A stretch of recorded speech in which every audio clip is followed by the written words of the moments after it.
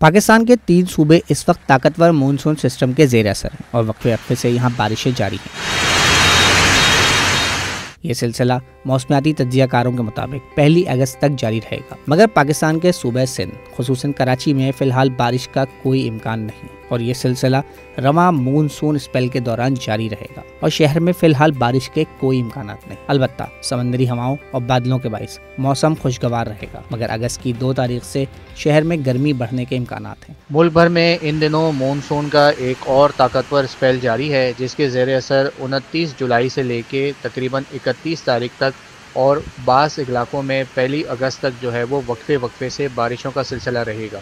खुसूसी तौर पर सूबा पंजाब, पाकिस्तान के तमाम तर शुमाली इलाकाजात और बलूचिस्तान के मुख्तलिफ़ इलाकों में 29 तारीख से लेके 31 तारीख तक वक्फे वक्फे से गरज चमक के साथ बारिशों का सिलसिला देखने में आएगा। इस दौरान अपर पंजाब जैसे कि इस्लामाबाद, रावलपिंडी, लाहौर डिवीज़न के इलाके, सियालकोट, फैसलाबाद के इलाके, पेशावर और इसके आसपास के इलाके और दीगर शुमाली इलाकाजात के कुछ इलाकों में 2 से 3 तेज़ मूसलाधार बारिश के इवेंट्स भी मुमकिन हैं। सूबा सिंध में फ़िलहाल आने वाले इस सिस्टम के ज़ेर असर कोई खातिरख़्वाह बारिशें फ़िलहाल मुमकिन नहीं हैं, लेकिन इसके बावजूद इस सिस्टम के असरात सिंध के मुख्तलिफ़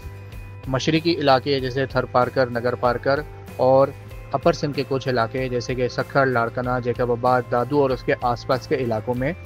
थोड़ी बहुत बारिश का बाइस बन सकते हैं। बात करें शहर कराची की, तो शहर कराची में फ़िलहाल अगले चंद दिनों तक